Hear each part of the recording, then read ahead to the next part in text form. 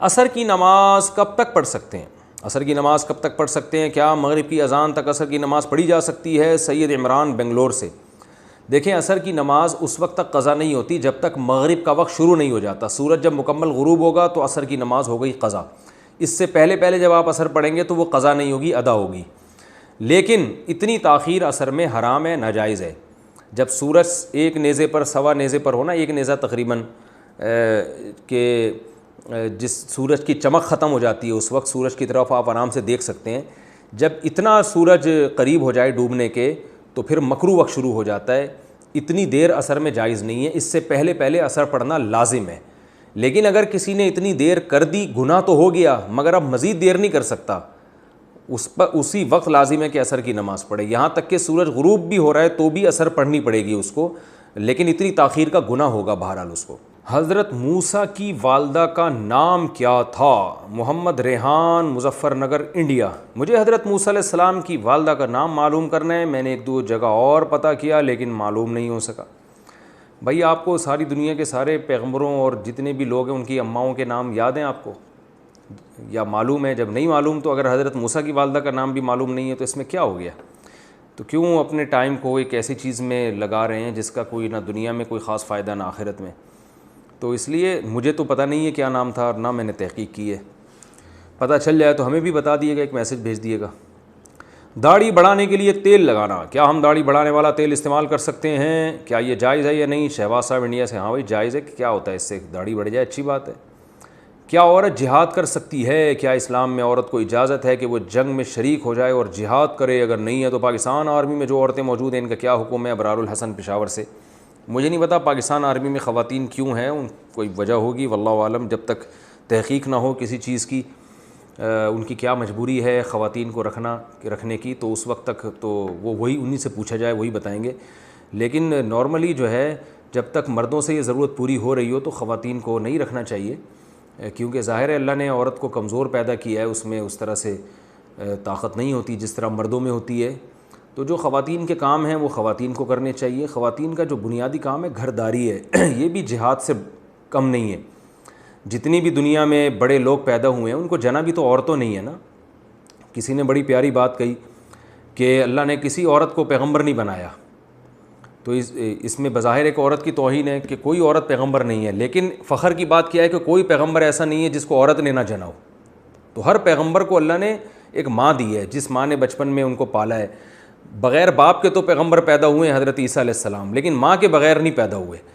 تو یہ مقام ہے، تو عورت مجاہدین کو پیدا کر سکتی ہے، وہ ایسی اولاد جن سکتی ہے جس کو وہ بچپن سے اس کی تربیت کرے، اس میں لڑائی کا جذبہ پیدا کرے۔ پہلے مائیں ہوتی تھیں ایسے، جیسے میں اکثر ایک بیان میں واقعہ بتاتا ہوں نا کہ ہم چھوٹے بچے تھے تو ہمارے خاندان میں بچیاں جو تھیں وہ مہندی لگا رہی تھیں عید کی رات کو، تو لڑکے بھی بیٹھ گئے ان کے ساتھ۔ تو ہمیں یاد ہے ہماری دادی نے ہمیں سخت تنبیہ کی کہ لڑکے مہندی نہیں لگاتے ورنہ بڑے ہو کر تلوار نہیں اٹھا سکتے۔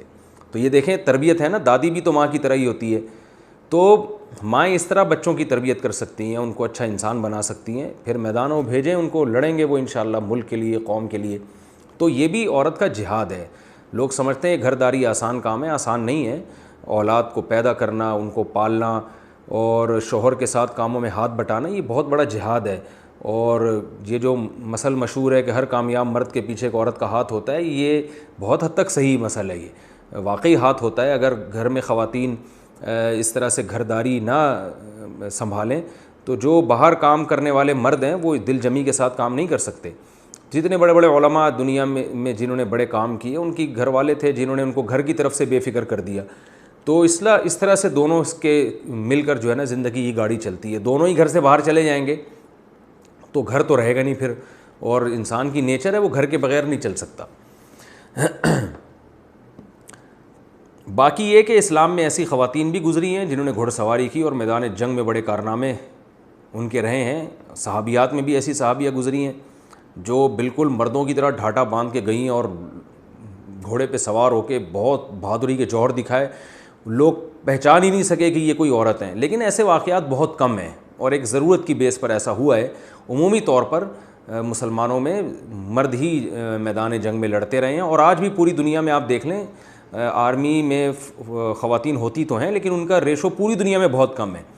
اکثر 99.9% مرد ہی ہوتے ہیں، امریکہ میں بھی، فرانس میں بھی، ہر جگہ دنیا میں۔ قضا نماز کس وقت نہیں پڑھ سکتے؟ کون کون سے اوقات میں قضا نماز نہیں پڑھ سکتے؟ ذیشان صاحب حافظ آباد سے پوچھتے ہیں۔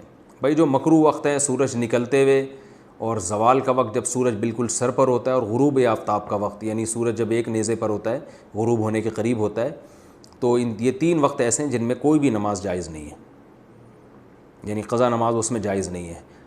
روزے میں ہم بستری کا کفارہ، کیا رمضان میں بیوی سے ہم بستری کرنے کا کفارہ 60 مسکینوں کو کھانا کھلانے سے ادا ہو جائے گا؟ عزیز الرحمن آسام سے، جی نہیں، 60 روزے رکھنا ضروری ہے۔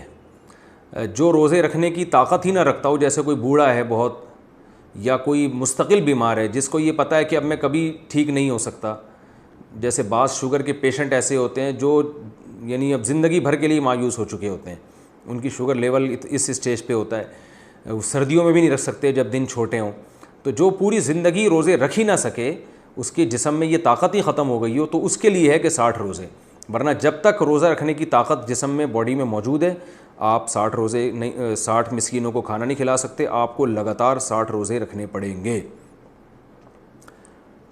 ٹانگوں سے معذور شخص کی امامت، میں پیروں سے معذور ہوں، بیٹھ کر نماز پڑھتا ہوں، کیا میں عورتوں کی امامت کرا سکتا ہوں؟ اخذر صاحب انڈیا سے، آپ مردوں کی امامت بھی کرا سکتے ہیں، خواتین کی بھی کرا سکتے ہیں۔ رسول اللہ صلی اللہ علیہ وسلم نے جو آخری وقت میں نمازیں پڑھائی ہیں بیٹھ کے پڑھائی ہیں، کیونکہ آپ صلی اللہ علیہ وسلم شدید بیمار ہو گئے تھے اور صحابہ نے آپ کے پیچھے کھڑے ہو کر نماز پڑھی ہے۔ رات میں پھل توڑنا کیا ممنوع ہے؟